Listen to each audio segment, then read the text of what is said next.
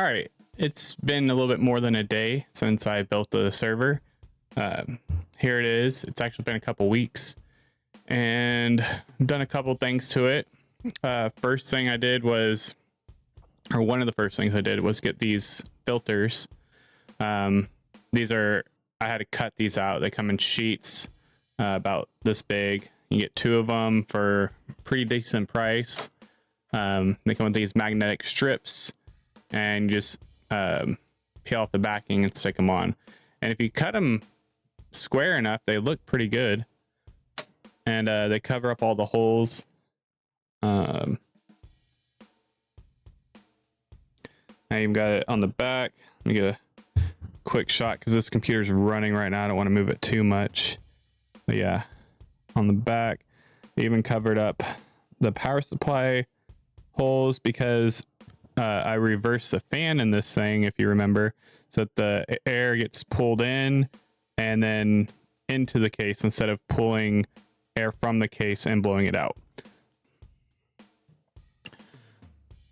The reason I did that originally was because there's not a lot of flow in there, but with the all-in-one cooler, I don't think it really matters. But one issue I did have with it was the noise. I don't know if you remember how loud it was when I first started it up, but if you listen, like nothing. There's almost no noise coming from this thing, and it's on and running right now. Actually, that fan isn't even kicking on. That's not good. Maybe it's just not a... It's directly connected to the motherboard.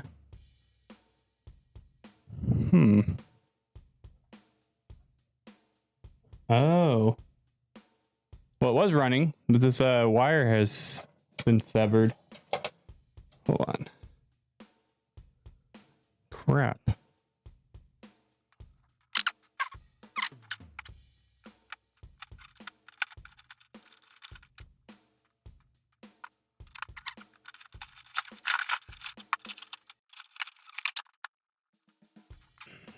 Okay.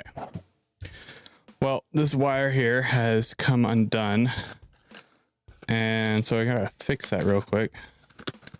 I'm gonna do it while it's on because I'm risky business. I'm just gonna use some scissors and hope for the best. Well, it's still got some solder on there, I think.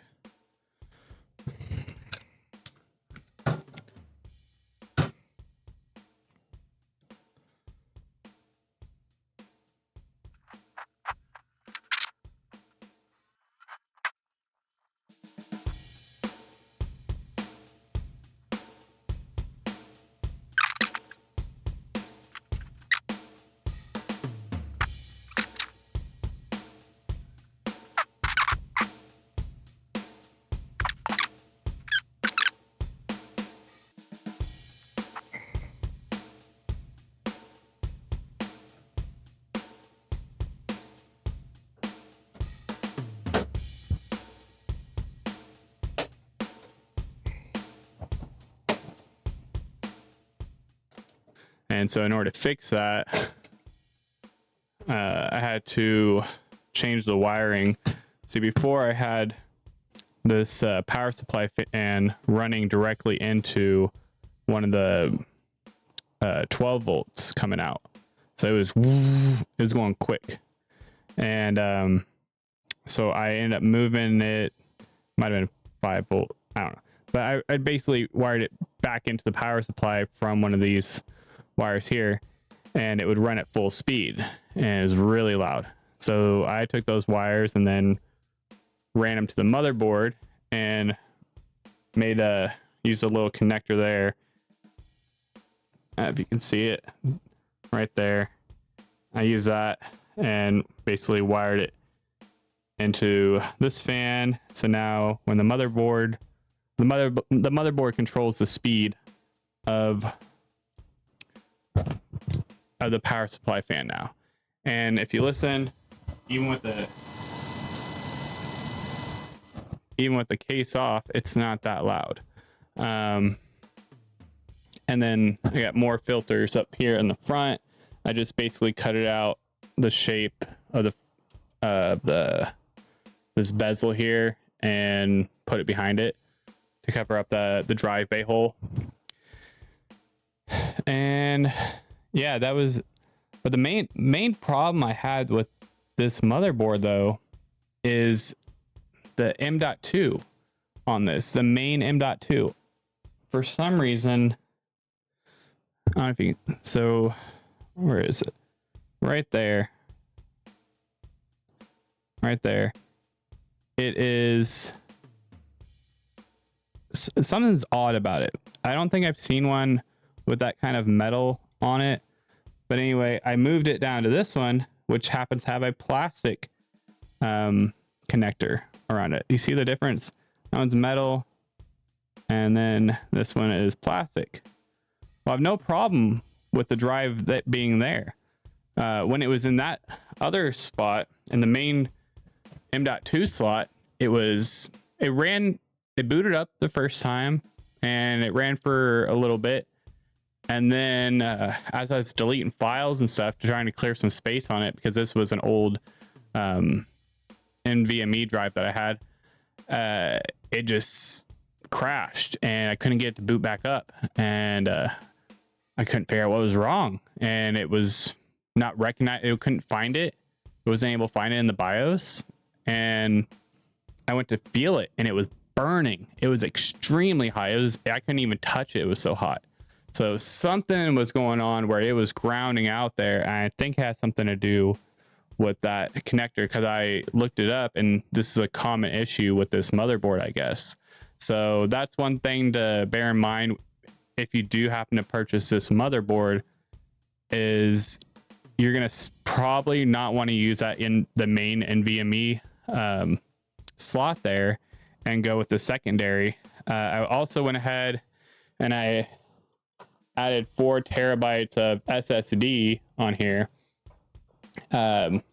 Just kind of threw it in there because the server's also doubling as my Plex server. So it's a Minecraft server and a Plex server.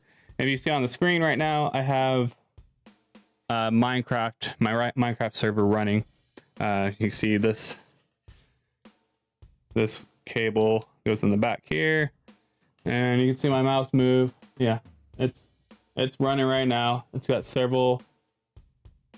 That's a plug-in error, but it's running.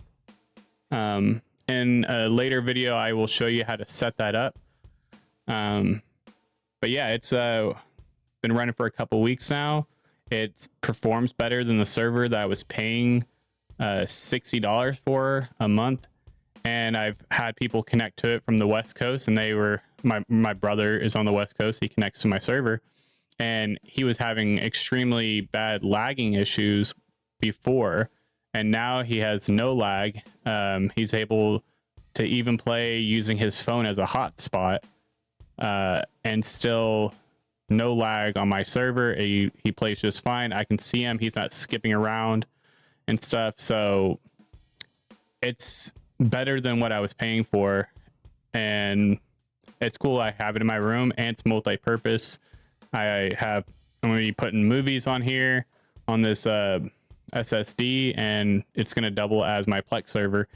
I wouldn't have like a bunch of people watching stuff while the Minecraft server is going, especially with that CPU. I might end up upgrading the CPU at a later date, maybe the motherboard, but for now I don't have enough traffic on my Minecraft server to really justify that. And I don't think even if I had a lot, it would matter if I wasn't also running the Plex server. If it was just Minecraft server, and even so, I haven't seen any issues so far as performance. I'm getting extremely good performance. The CPU usage, we can look at it. The task manager takes up more CPU power than the dang server does. It's allocated 21% of the memory, but that's because I set it that high. Actually set it higher than that. But look, 1% CPU usage. Now, no one's on the server right now. If someone was on there, it might go up a little bit, but that's all Task Manager. the actual server right here is 0 pretty much, and all it's using is memory, and I have plenty of memory. I have 64 gigabytes of RAM, so we're good there. And yeah,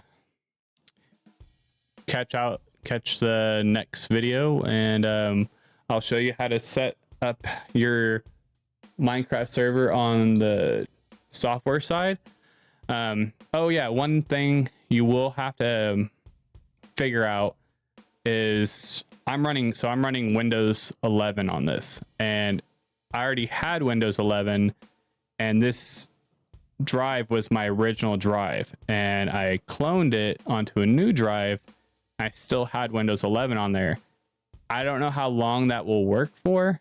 I haven't seen any issues with that yet, but that's one thing to consider, is that you may have to purchase Windows for this. So that'd be another $130. Or you could also use a like Ubuntu or whatever, Linux. You can make a Linux server. It's free operating software that you can download and mess with that. I haven't ever used Linux, so, well, I have a long time ago, but not recently, and I don't feel comfortable. I didn't feel like setting it up, honestly. I was being lazy. I already had Windows 11. If this Windows 11 craps out because it realizes Microsoft realizes that I have the same key on 2 different computers and it says no bueno, then I might go ahead and get Linux. But for now, I'm not having any issues. I might not be getting security updates, so that could be something to think about as well, because I have been getting updates on my other computer, but not on this. I've not seen any updates show up there since I've set this up. So they may have disabled updates for me, but I'm not really too worried about it. If someone wants to hack my server, go ahead. I'll just build another one. It's like, what? I actually spent less than $400 with the Amazon credits I had and the stuff that I have. And I wouldn't, even if it did get hacked, I could still reuse maybe 70% of what's here. I would just have to replace the drive, or yeah, that's basically it. I just had to replace the drives. I don't have anything really important on there that I'm worried about losing. It's just, I have backups of everything. So yeah, it's not a big deal. But yeah, check out the next video, and we'll get this thing. I'll show you how to set this up on your computer. You don't even have to have a separate server. You could just have it running on your regular main computer if you want to leave it on all the time. It's just nice to have something separate that I'm not worried about, because I spent about $3,000 on the other computer, and yeah, this is $300 or $350 I spent. So it's pretty much throwaway for me, and if anything happens to it, it's not a big deal. But yeah. All right. Catch you on the flippity flop.